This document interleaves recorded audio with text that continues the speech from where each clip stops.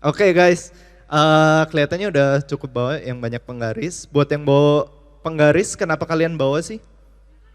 Siapa yang suruh? Jadi kalau disuruh seharusnya ngapain? Kalau disuruh seharusnya melakukan. Ada bola. Oke, terima kasih. Oke, sekarang kita cek ya. Sebenarnya kita disuruhnya apa sih? Mari kita lihat dari Ulangan 6. Ulangan 6 ayat 1 sampai 10. Ulangan 6 ayat 1 sampai 10. Jadi sebenarnya kenapa judulnya bawa penggaris ya? Cuma pengen tahu aja berapa sih yang bawa gitu. Oke, udah ketemu semuanya? Udah? Kita baca bareng-bareng ya. Inilah perintah, yakni ketetapan dan peraturan yang aku ajarkan kepadamu atas perintah siapa? Tuhan Allahmu untuk dilakukan di negeri kemana kamu pergi untuk mendudukinya. Jadi ini perintah harus dilakukan tadi kan. Supaya apa sih seumur hidupmu engkau dan anak cucumu takut akan Tuhan Allahmu dan berpegang pada segala ketetapan dan perintahnya yang kusampaikan kepadamu dan supaya lanjut umurmu. Jadi perintah ini diberikan untuk kebaikan kita ya, supaya kita lanjut juga umur kita katanya. Maka dengarlah hai orang Israel, lakukanlah itu dengan setia supaya baik keadaanmu dan supaya kamu menjadi sangat banyak seperti yang dijanjikan Tuhan Allah nenek moyangmu kepadamu di suatu negeri yang berlimpah-limpah susu dan madunya. Nah perintahnya apa sih? Dengarlah hai orang Israel, Tuhan itu Allah kita, Tuhan itu Esa. Perintahnya adalah kasihilah Tuhan Allahmu dengan segenap hatimu dan dengan segenap jiwamu dan dengan segenap kekuatanmu. Apa yang kuperintahkan kepadamu pada hari ini haruslah engkau perhatikan. Jadi perintahnya apa? Kasihilah Tuhan Allahmu dengan segenap hatimu, segenap jiwamu dan segenap kekuatanmu gitu ya. Jadi kita diperintahkan untuk mengasihi dengan segenap keberadaan kita. Itu adalah perintah, berarti artinya harus dilakukan. Bahkan dibilang di ayat berikutnya, haruslah engkau mengajarkannya berulang-ulang kepada anak-anakmu dan membicarakannya apabila engkau duduk di rumahmu, apabila engkau sedang dalam perjalanan, apabila engkau berbaring dan apabila engkau bangun dan seterusnya. Jadi inilah perintah Tuhan Allahmu, berpeganglah pada perintahnya supaya lanjut umurmu. Kasihilah Tuhan Allahmu dengan segenap hatimu, jiwamu, dan kekuatanmu. Bahkan dibilang harus diajarkan secara berulang-ulang. Jadi ini penting apa enggak? Sangat penting dan harus dilakukan untuk mengasihi Tuhan. Benar? Bahkan kita lihat lagi di Matius 22 ayat 37 sampai 40. Matius 22 ayat 37 sampai 40. Jawab Yesus kepadanya, kasihilah Tuhan Allahmu dengan segenap hatimu dan dengan segenap jiwamu dan dengan segenap akal budimu, itulah hukum yang terutama dan yang pertama. Jadi kita bisa lihat bahwa ini adalah hal yang sangat-sangat penting, bahkan Tuhan Yesus sendiri bilang ini adalah hal yang pertama dan utama. This is the most important thing yang kalian harus tahu, yaitu mengasihi Tuhan. Nah minggu lalu kan kita udah belajar ya sepanjang bulan ini gitu ya. Kita banyak belajar tentang apa sih? Ada yang tahu? Tentang generosity atau tentang kemurahan hati gitu ya. Kita belajar untuk bisa memberi, untuk bermurah hati. Ada yang ingat gak khotbah co-host judulnya apa? Ada yang ingat? Yeay bener lagi, Didi udah dapat 2 hadiah nih. Judulnya adalah giver mentality atau mentalitas pemberi gitu ya. Jadi kita memberi itu karena ya itu adalah mentalitas anak-anak Tuhan. Kita adalah pribadi yang murah hati. Minggu lalu juga Korey bahas tentang faith check ya. Bagaimana kita bisa melihat kondisi iman kita. Karena memberi pun juga harus dengan iman. Kita memberi dengan iman. Dan hari ini aku juga mau membahas masih tentang memberi. Jadi we want to learn to give out of love. Kita memberi karena kita mengasihi. Jadi memberi dan kasih itu adalah satu kesatuan yang tidak bisa dipisahkan, betul? Nah, siapa yang hari ini bawa penggaris tadi? Coba 1, 2, 3, 4, 5, 9. Oke, ada 9 orang. Kenapa kalian bawa penggaris tadi? Karena disuruh ya, benar nggak? Emang yakin aku bakal khotbahin soal penggaris? Kalau misalnya ternyata aku nggak khotbah tentang penggaris gimana? Ya udah, yang penting kita melakukan bagian kita, benar nggak?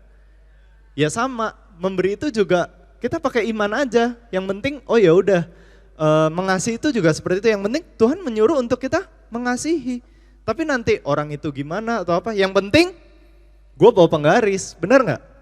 Benar. Oke, aku mau minta 3 orang maju, boleh nggak? Ini deh, Jared, Caleb, sama Joshua, boleh nggak? Kasih. Ayo. Enggak, majunya nggak usah pakai penggaris. Iya, ini. Tidak mendengarkan instruksi dengan baik. Nah, kalian ini deh, home pimpa. Cari satu yang keluar. Oh iya. Oke, Jared yang keluar. Jared sini dulu, Jared. Jadi ceritanya, nih kita mau buka, boleh sambil buka dari Lukas 24 ya. Ini aku gambarin senarionya. Jadi ceritanya Jared ini adalah penyelamat kita ya, yang ingin menyelamatkan kita semua. Wede. Jadi Jared ini adalah gambaran dari Tuhan Yesus ya, ketika Tuhan Yesus mau menyelamatkan kita semua gitu. Terus tapi ada yang tahu nggak apa yang terjadi sama Tuhan Yesus? Mati di kayu salib, katanya mau nyelamatin, gimana sih gitu kan. Terus jadi ceritanya Joshua sama Caleb nih pengikutnya Jared gitu ya. Kalian pengikutnya Jared, kalian kecewa nih, Jared ke situ dulu, kesini dulu, sini duduk. Nah kalian gosip, ngadep sana. Nah mereka gosip nih sambil di jalan, gimana sih si Jared, coba ngomongin Jared dikit, gimana sih Jared gitu. Oke, jadi mereka ngadepnya ke sana aja, nggak apa-apa, jangan malu-malu. Iya, gimana sih nih si Jared gitu kan, dia ngobrol-ngobrol gitu, dia kecewa. Udah kita pulang kampung aja yuk, ke Emmaus gitu kan. Dia mau ke kampung nih yang namanya Emmaus. Ternyata Jared mengecewakan kita nih gitu. Jared tiba-tiba katanya mau nyelamatin, mana sih? Nah, terus tiba-tiba Jared muncul nih di sini. Nah, tapi yang aneh, mereka berdua ini kan pengikutnya nih, tapi dia nggak mengenali nih Jared nih siapa gitu. Kita sambil baca ya. Ayat 13, mulai Lukas 24 ayat 13. Pada hari itu juga 2 orang dari murid-murid Yesus, ya namanya Joshua dan Caleb di sini, pergi ke kampung yang namanya Emmaus, yang terletak kira-kira 7 mil jauhnya dari Yerusalem. Dan mereka bercakap-cakap tentang segala sesuatu yang telah terjadi. Jadi ngobrolin, tentang kematiannya Jared lah gitu ya. Nah ketika mereka sedang bercakap-cakap dan bertukar pikiran, datanglah Yesus sendiri mendekati mereka. Wih. Terus jalan nih bareng-bareng, jalan ke sana, jalan pelan-pelan. Wih, jalan pelan-pelan. Tapi dikatakan tetapi ada sesuatu yang menghalangi mata mereka sehingga mereka tidak dapat mengenal dia. Jadi ini bingung nih, ini siapa gitu ya. Nah terus tiba-tiba Jared nanya nih ke yang lain, pada ngomongin apa sih? Apa yang kamu percakapkan sementara kamu berjalan? Maka berhentilah mereka. Nah berhenti nih dengan muka muram. Coba kasih lihat dong muka muram gimana. Nah terus seorang dari mereka namanya Kleopas jawabnya, adakah engkau satu-satunya orang asing di Yerusalem yang tidak tahu apa yang terjadi di situ pada hari-hari belakang ini? Jadi mereka bilang, lu orang asing ya, masa nggak tahu sih apa yang terjadi? Udah boleh duduk deh, boleh duduk. Thank you. Kasih aplaus dulu. Jadi kita lanjut ya. Ada gambaran ya. Jadi ceritanya 2 orang murid-murid Yesus, terus Yesus ternyata mati dan mereka kecewa gitu ya. Jadi mereka mau ke kampung aja deh gitu. Dan mereka sambil bercakap dan ternyata Yesus muncul di tengah-tengah mereka, tapi nggak kenal. Ini tuh siapa gitu ya.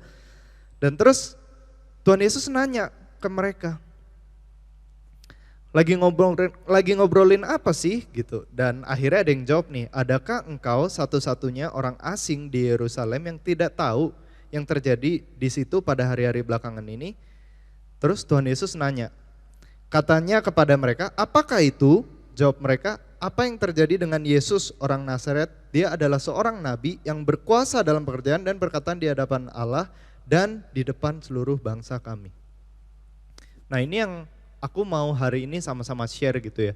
Seringkali kita ngomongin kayak, oh iya kita mengasihi Tuhan, kita mau belajar mengasihi Tuhan. Tapi the problem is seringkali kita nggak ngerasa Tuhan itu ada, benar nggak? Kayak bahkan terkadang, ya udah kayak gue ngerasa hidup gue gitu-gitu aja deh kayaknya. Minggu lalu kan Corey juga ada share tentang temennya gitu ya. Kayak gue ngerasa hidup gue kayaknya gitu-gitu aja deh. Gue nggak ngerasa Tuhan itu ada deh. Padahal mungkin Tuhan itu lagi berjalan loh bersama-sama kita. Dan bahkan mungkin kita lagi ngomongin Tuhan, tau gak sih? Bahkan tadi kan diceritakan kayak Kleopas itu lagi ngomongin Yesus ke Yesus.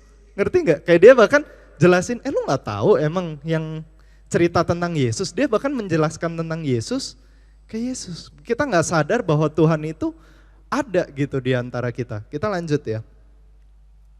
Terus dibilang padahal kami dahulu mengharapkan bahwa dialah yang datang untuk membebaskan bangsa Israel. Jadi mereka kecewa dengan apa yang terjadi.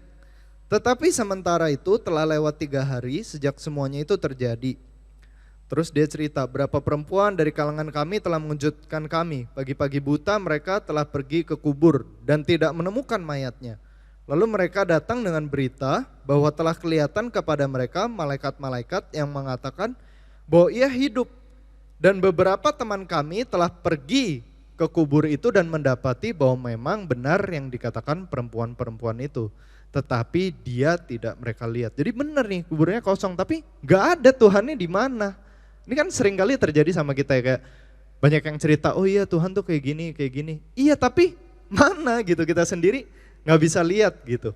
Lalu dia berkata kepada mereka, hai kamu orang bodoh, betapa lambannya hatimu sehingga kamu tidak percaya segala sesuatu yang telah dikatakan para nabi. Bukankah Mesias harus menderita semuanya itu untuk masuk ke dalam kemuliaannya?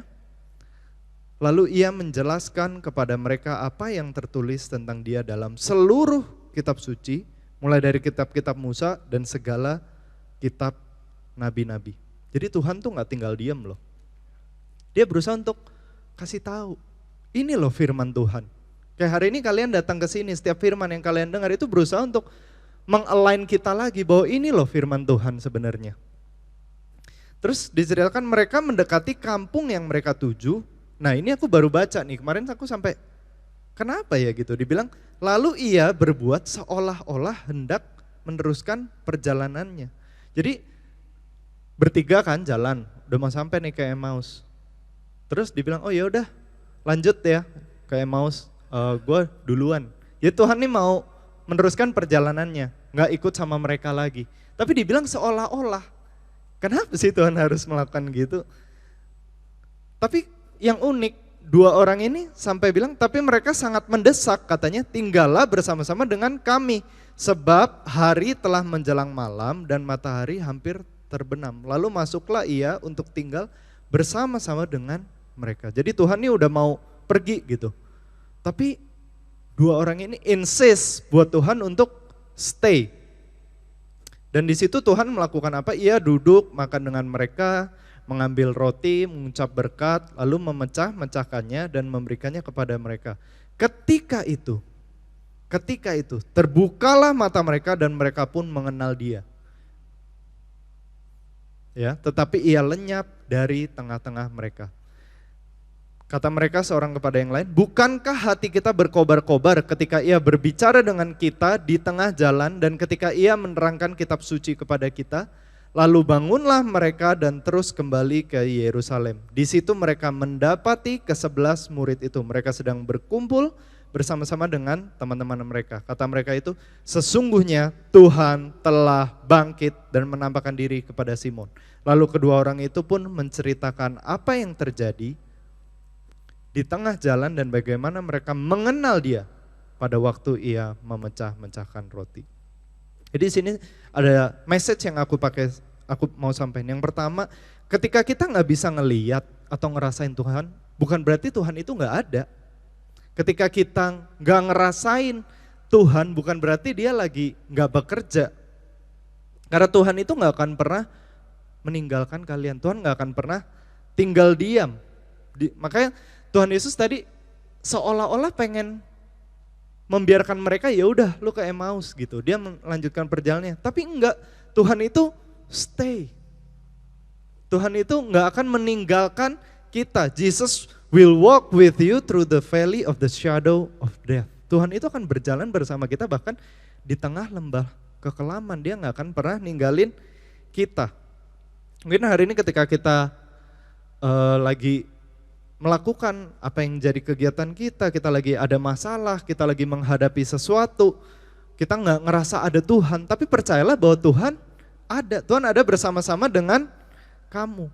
Jadi kamu harus belajar seperti orang-orang tadi, mereka ngapain sih ketika Tuhan Yesus seolah-olah mau pergi, mereka insist buat Tuhan untuk stay, cling to Him.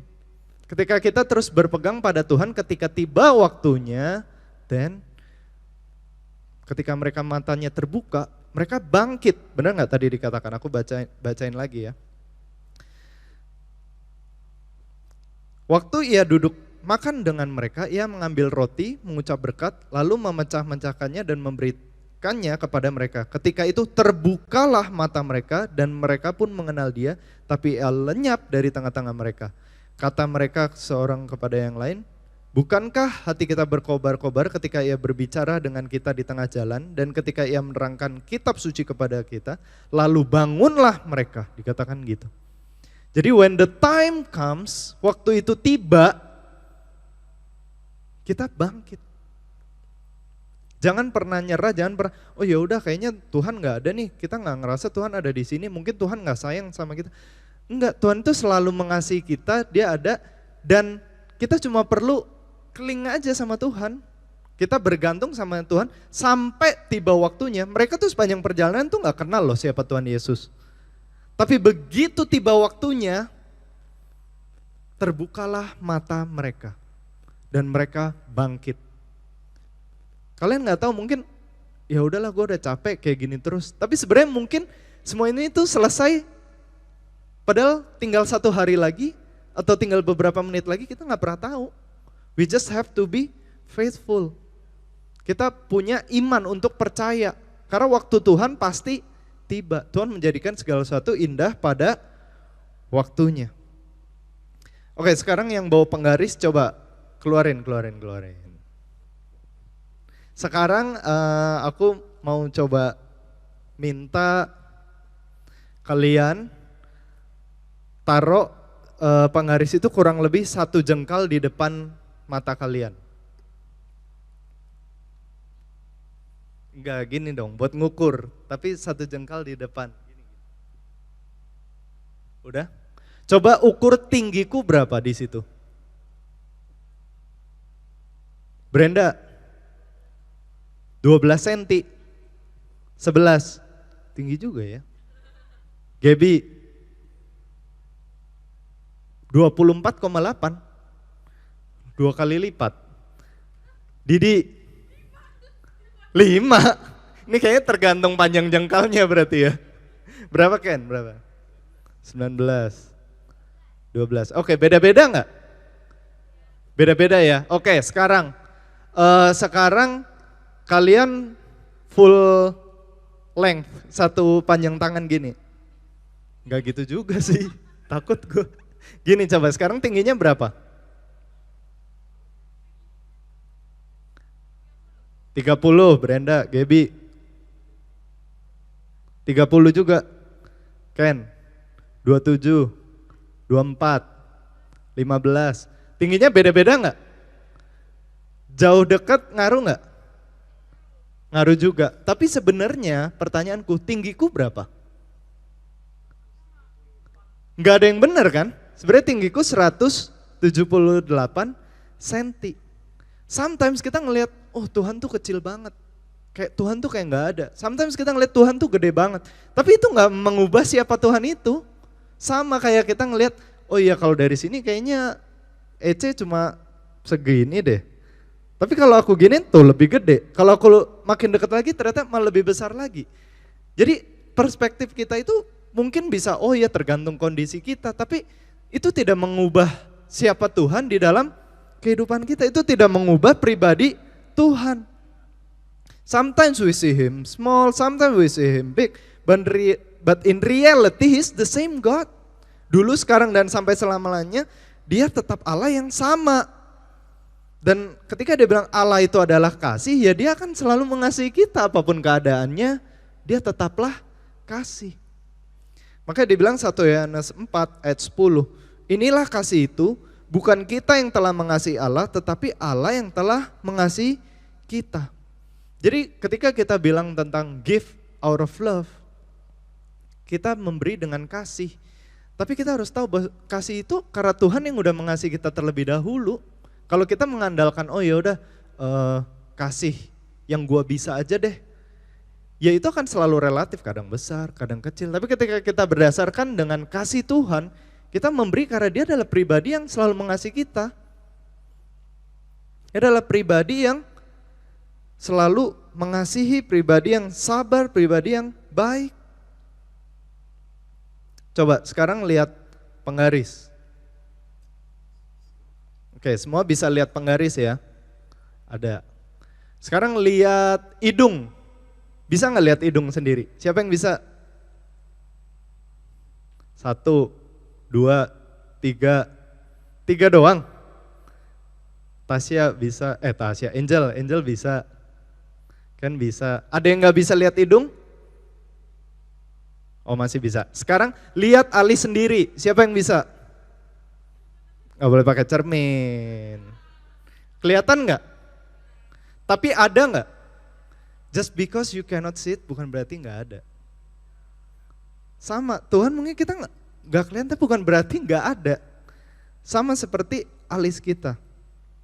Tapi masalahnya adalah kita tuh suka mengkotak-kotakan Tuhan. Kita maunya, oh Tuhan tuh kelihatannya keren di dalam kehidupan kita. Tuhan bisa bikin nilaiku bagus, Tuhan bisa bikin aku kaya, Tuhan bisa bikin aku banyak teman, Tuhan bisa bikin aku punya banyak followers, Tuhan bisa bikin aku sukses. Kita pengen Tuhan tuh kelihatan keren di dalam kehidupan kita, yang sebenarnya nggak salah. Tapi most of the time Tuhan tuh nggak selalu seperti itu. Di Mazmur 34 ayat 18 dalam bahasa Inggris dikatakan, The Lord is close to the broken-hearted and saves those who are crushed in spirit. Sometimes He can only be found in brokenness. Kadang Tuhan tuh cuma bisa ditemuin dalam kesedihan kita, dalam kesendirian kita. Gak selalu kayak dalam, kesuksesan. Pokoknya kalau gue sukses karena Tuhan, tapi kalau gue lagi gak sukses, Tuhan gak ada. Gak seperti itu. Apapun yang terjadi, Tuhan tuh selalu sama.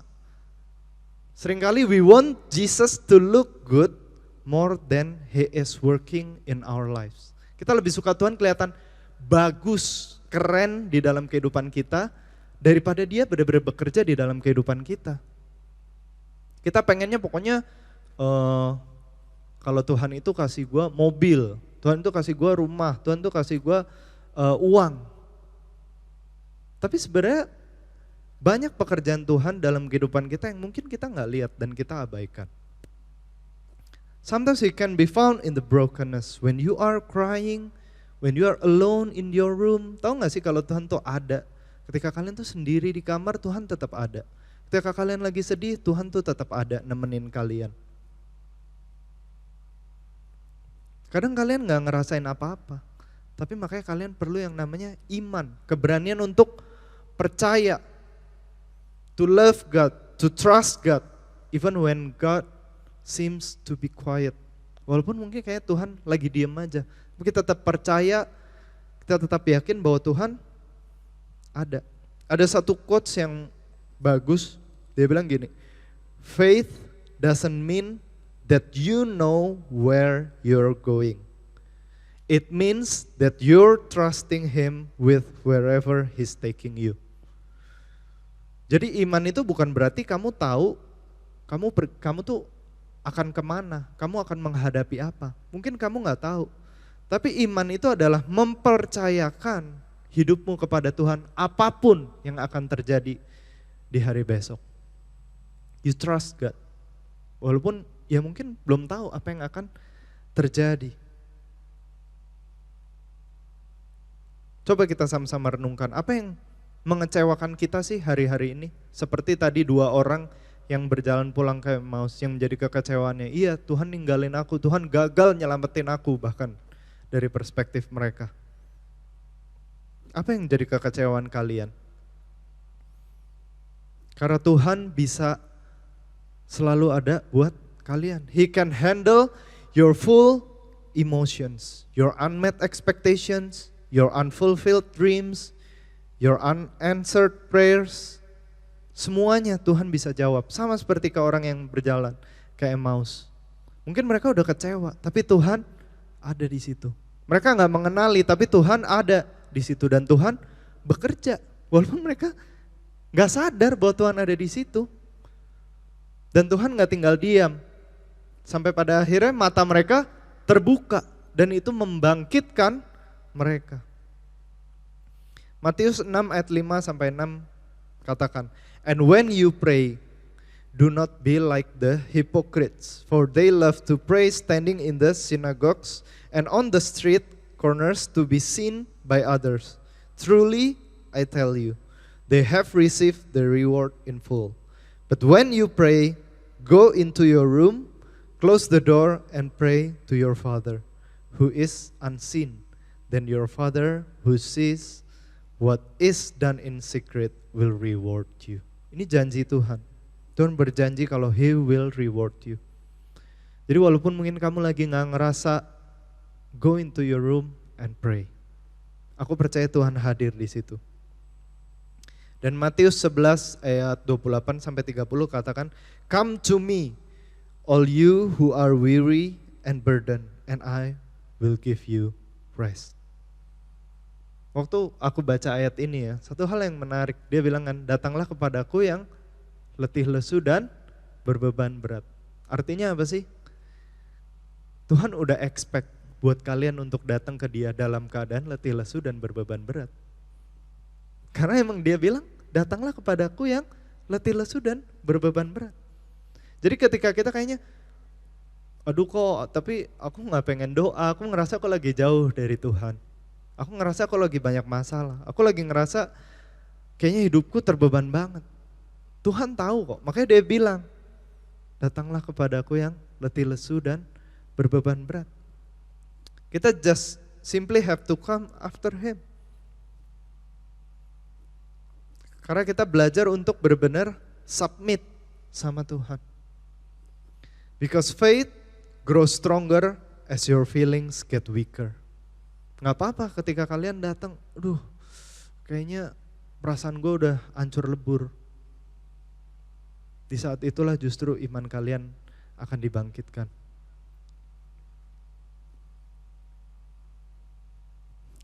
Dan dikatakan di Yakobus 4 ayat 7 sampai 10, "Karena itu tunduklah kepada Allah dan lawanlah iblis, maka ia akan lari daripadamu. Mendekatlah kepada Allah dan Ia akan mendekat kepadamu." Tuhan dekat dengan orang-orang yang mau mendekatkan diri kepadanya. Makanya tadi di perjalanan di Emmaus itu, they insist untuk Tuhan gak meninggalkan mereka. Dan Tuhan bekerja membukakan mata mereka. Amin. Dan di ayat 8, "Tahirkanlah tanganmu, hai kamu orang-orang berdosa, sucikanlah hatimu, hai kamu yang mendua hati, sadarilah kemalanganmu, berduka cita dan merataplah. Hendaklah tertawamu kamu ganti dengan ratap dan sukacitamu dengan duka cita. Rendahkanlah dirimu di hadapan Tuhan dan Ia akan meninggikan kamu." Jadi when we come to God, kita harus tahu bahwa kita harus meninggalkan semua yang jadi beban kita. It's okay, kalian punya beban, kalian gak ngerasa Tuhan ada, tapi datang sama Tuhan. Karena Dia Tuhan yang selalu mengasihi kita.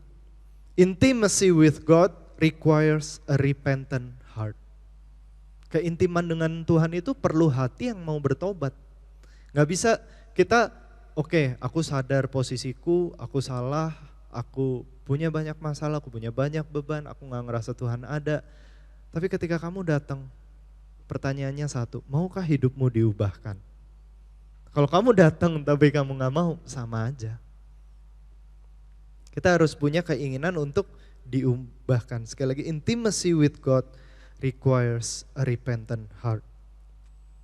Sekali lagi aku mau ingetin, kasihlah Tuhan Allahmu dengan segenap hatimu, dengan segenap jiwamu, dengan segenap kekuatanmu. Kita belajar untuk sungguh-sungguh mengasihi Tuhan. Dikatakan di Ibrani 4 ayat 16, sebab itu marilah kita dengan penuh keberanian menghampiri tahta kasih karunia, supaya kita menerima rahmat dan menemukan kasih karunia untuk mendapat pertolongan kita pada waktunya. Jadi kita berani untuk datang kepada Tuhan. We come to Him. Kita percaya kalau Tuhan sanggup menolong kita. Karena itu janji Tuhan sendiri. Ketika kita datang ke tahta kasih karunia dengan keberanian, maka kita akan mendapatkan pertolongan pada waktunya. Karena dikatakan inilah kasih itu bukan kita yang mengasihi, tapi Tuhan yang terlebih dahulu mengasihi. Dia yang kasih semuanya buat kita. Jadi hari ini aku mau kita sama-sama belajar. Untuk kalian bisa menjadi pribadi yang generous, you have to do it out of love. Nah mungkin kita memberi tanpa mengasihi, ya mungkin, tapi jadinya bukan generosity, jadinya mungkin charity, amal aja, ya udah nih. Kita nggak ngasih out of love. Tapi kalau kita berbicara tentang generosity, artinya kita memberi dengan kasih. Dan kita harus memahami bahwa ketika kita berbicara, kita memberi dengan kasih, karena Tuhan yang terlebih dahulu mengasihi kita semua. Amin. Mari aku mau ajak kita semua untuk bangkit berdiri.